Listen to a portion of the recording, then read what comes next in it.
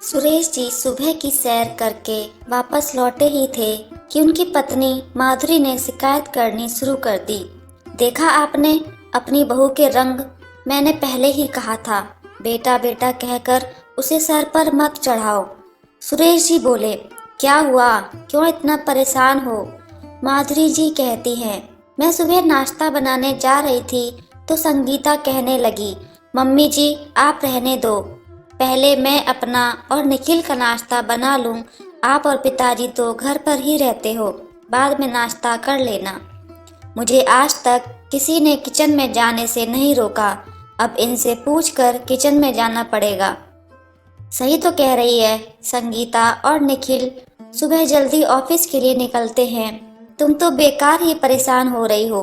माधुरी जी बिना कुछ बोले किचन में नाश्ता बनाने चली जाती हैं। इसी तरह हर दिन बात बात पर माधुरी जी अपनी बहू संगीता से बहस करती रहती थी। इन सब को देख देख कर निखिल परेशान रहने लगा था।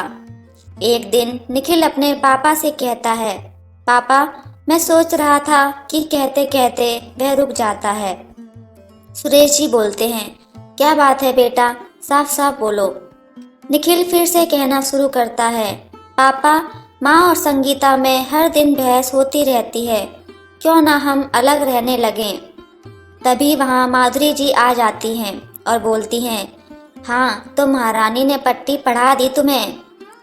निखिल, नहीं माँ ऐसी बात नहीं है, आप तो हर बात में बुरा भला कहती रहती हो, इसलिए अगर ऐसे ही चलता रहा तो आगे बहुत परेशानी हो जाएगी।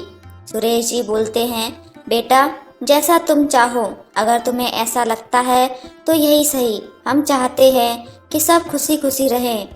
यह सुनकर माधुरी जी रोने लगती हैं। माधुरी जी रोते रोते बोलती हैं, एक ही बेटा है हमारा और आप उसे भी अलग रहने की बात कर रहे हो। सुरेश जी जाने दो उसे, हम किसी को बांध कर नहीं रख सकते। अगले दिन संगीता और निखिल अलग घर में रहने चले जाते हैं और इस तरह कुछ दिन बीत जाते हैं। दोनों कभी कभी मिलने आते थे। एक दिन रात को 1 बजे निखिल का फोन रिंग होता है। दूसरी तरफ सुरेश जी थे। सुरेश जी उसे बताते हैं कि उसकी माँ को सीने दर्द हो रहा था तो वे उन्हें हॉस्पिटल लाए हैं। उन्हें माइनर हार्ट अटैक आया है। निखिल और संगीता तुरंत हॉस्पिटल पहुंच जाते हैं। डॉक्टर माधुरी जी को 1 सप्ताह तक हॉस्पिटल में रहने की सलाह देता है।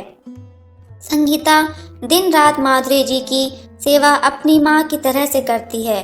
वह अपनी नौकरी की चिंता किए बिना दिन रात हॉस्पिटल में रहती है। इधर निखिल घर पर सुरेश जी का ध्यान रखता है।